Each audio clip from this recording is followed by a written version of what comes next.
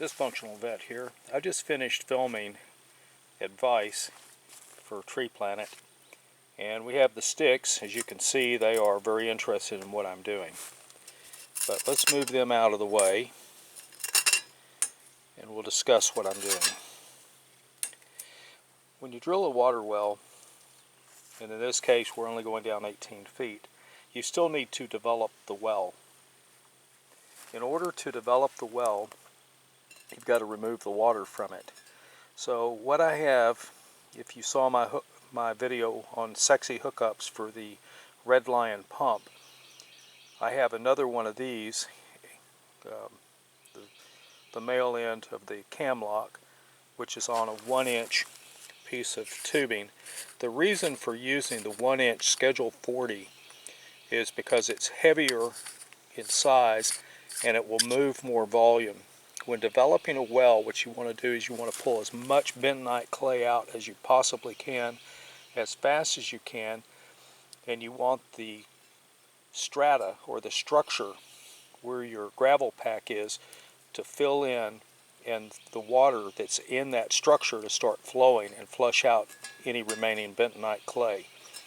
So you're removing the annulus, that's the area around your casing, and you're removing the bentonite clay and water from the annulus outside the casing, and you're also causing the structure to fill in around the gravel pack. The gravel pack needs to be of such a size that it produces the most amount of surface area so that you get the most amount of water. In order to do that, initially what I'll be doing is I'll be using a vacuum pump which will lift the water since we're at 18 feet, and I'll continue to pump that water for probably, say, 25 minutes while the gravel pack fills in, and also I can determine how many gallons per minute I'm getting. So what I'm going to do is I'm going to treat this with nickel antices. I'll screw it together, and then I'll be cutting these pieces and putting them together so that I can hook them onto the pipe that I'll be dropping down inside the casing in order to develop the well. At some point, if I were to go deeper than 18 feet, I'd want to use compressed air and pump that air down as fast as I could and blow the water out. And that's an entirely different subject for a different film. So let's build this.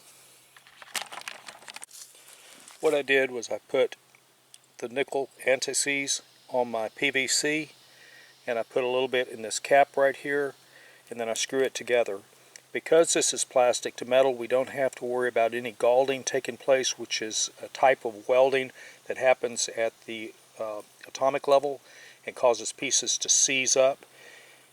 However, what we do have to worry about is getting a loss of vacuum in here due to an air leak, so we want to make sure that there's no air leak in this. I'll be putting this into a vise next. I'll be cranking this down nice and tight, and then we'll build the rest of it. So let me crank this down and I'll show you what I'm doing with the rest of it. These are my pieces, obviously. Let's get this out of the way. We're done with that. I have a big problem with horseflies out here, and believe it or not, there's a real easy way to catch phlebotophiles, and I need to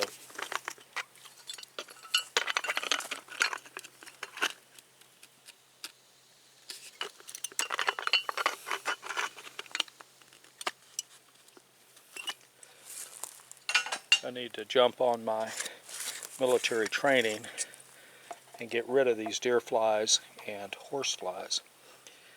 What I want to do is use primer on all the joints to make sure that I get a good seal.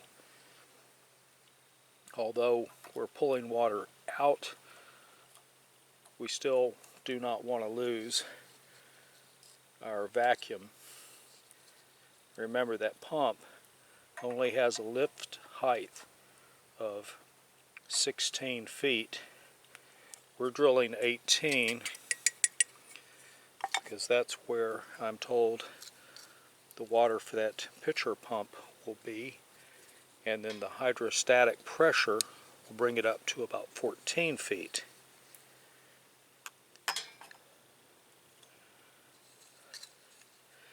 Now we have threads here, and we're not going to do anything with this. This is going to be screwed onto our stem, which we're going to drop down inside there in order to lift the water.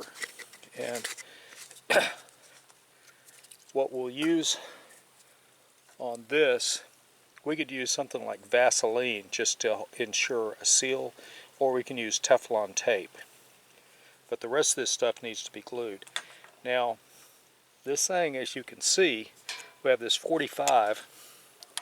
Will be coming off the 45 like this, and then this will attach, and that will hopefully keep the pipe that I'm using to draw water from collapsing or being crushed. This long one will go into here, and we'll glue that one first, and then the short one will hook these two together like so. So we'll have something that's configured about like that. Alright, the next step, now that we've got two pieces glued together, the next step is to come back, dope this one,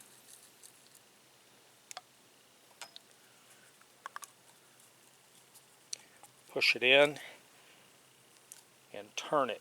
Now you got to remember that we want this facing down, because we're going to be dropping our stem in like this, and this will be hooked onto it, and then this piece comes off. Now we dope this one up good.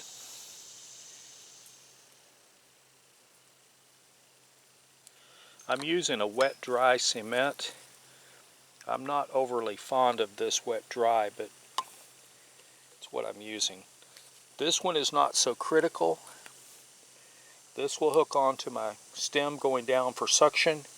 This is where my cam lock will hook onto this, and then I'll be able to draw water from depth out through the vacuum pump.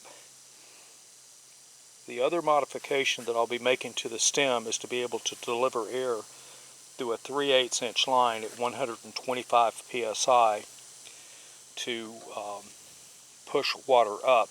It's called an airlift, and that will be under a different film when I build that piece for deeper wells. With that said, dysfunctional vet out.